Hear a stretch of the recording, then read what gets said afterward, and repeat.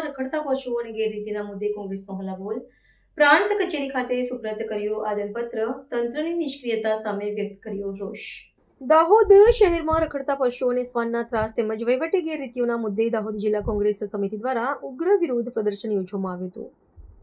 આ સમસ્યાઓ અંગે સ્થાનિક તંત્ર સમક્ષ અગાઉ અનેકવાર રજૂઆતો કરવા છતાં કોઈ સાર્થક ઉકેલ ન આવતા વિપક્ષના કાર્યકરોએ જૂની નગરપાલિકા વિસ્તારથી પ્રાંત કચેરી સુધી વિરોધ કૂચ કાઢીને આવેદનપત્ર સુપરત કર્યું હતું. દાહોદ જિલ્લા કોંગ્રેસ સમિતિના પ્રમુખ હર્ષદભાઈ નીનામાના નેતૃત્વ હેઠળ વિશાળ સંખ્યામાં પક્ષના કાર્યકરો આ વિરોધ પ્રદર્શનમાં જોડાયા હતા. શાસક પક્ષના વિકાસના દાવાઓને નિરર્થક ગણાવીને વિરોધ પક્ષના કાર્યકરોએ સરકારની પ્રતિકાત્મક નામે કાઢીને ભારે સૂત્રોચ્ચાર સાથે પોતાનો રોષ પ્રગટ કર્યો હતો. નાગરિકોની સુખાકારીના પ્રશ્નોને પાછા આપતા પ્રદર્શનકારીઓએ વહીવટીતંત્રની નિષ્ક્રિયતાની આકરી આલોચના કરી હતી. લાંબા સમયથી પડતર આ મૂળભૂત નાગરિક સમસ્યાઓ પ્રત્યે અધિકારીઓના ઉદાસીન વલણના કારણે સ્થાનિક જનતામાં વ્યાપેલા અસંતોષને આ પ્રદર્શને વાચા આપી છે. આવેદનપત્ર દ્વારા તંત્રને સ્પષ્ટ જાણ કરવામાં આવી છે કે જો સત્વરે પ્રજાકીય પ્રશ્નોનું હકારાત્મક નિરાકરણ નહીં આવે તો આગામી દિવસોમાં લોકસંગ્રામમાં વધુ તેજ કરવામાં આવશે. આ ઘટનાક્રમે સ્થાનિક સ્વરાજ્યની સંસ્થાઓની કાર્યપદ્ધતિ અને જવાબદેહી સામે ગંભીર પ્રશ્નાર્થ ઉભા કર્યા છે.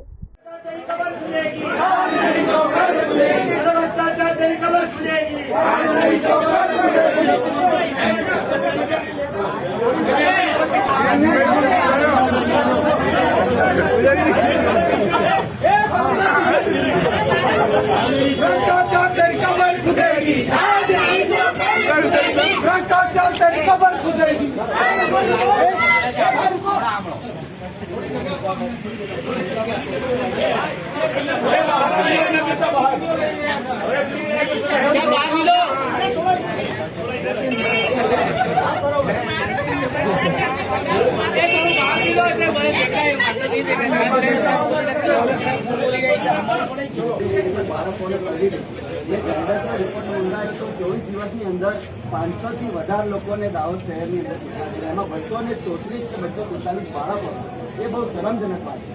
એની સાથે સાથે સાહેબ લોકોને પીવાનું પાણી 5-5 દિવસ 7-7 દિવસ સુધી ચોખ્ખું પીવાનું પાણી નથી મળતું. ઘણી જગ્યાએ સ્ટ્રીટ લાઇટો બંધ છે, ઘણી જગ્યાએ કચરાનો પ્રશ્ન આવે છે. તો આ તમામ સમસ્યાઓને લઈને અમે અહીંયા તમારી પાસે આવ્યા છીએ, વારંવાર આવ્યા છીએ. એટલે દાહોદની જનતાને સાહેબ તમે આ પ્રશ્નોનું નિરાકરણ કરે અને સાથે એવું કહેવા માંગે છે સાહેબ કે અમે આ પાર્ટીના તમામ હોદ્દેદારો અને દાહોદ શહેરીજનો તમારી પાસે આવ્યા છે.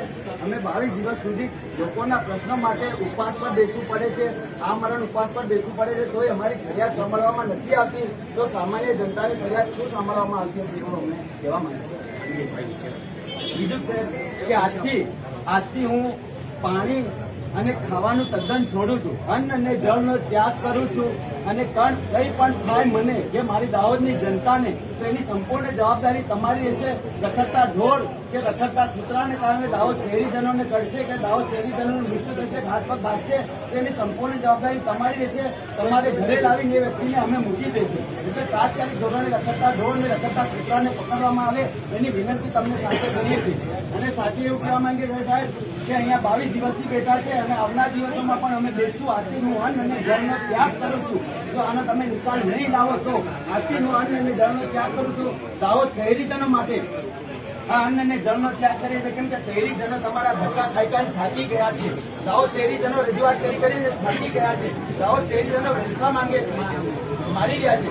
એટલે હું તમને કહું છું કે તમે લોકો નહીં કરી શકતા હોય તો આ ઓફિસોને તાળા મારી દઈએ અમે અને તમે પોતાને ઘરે જતા રહો.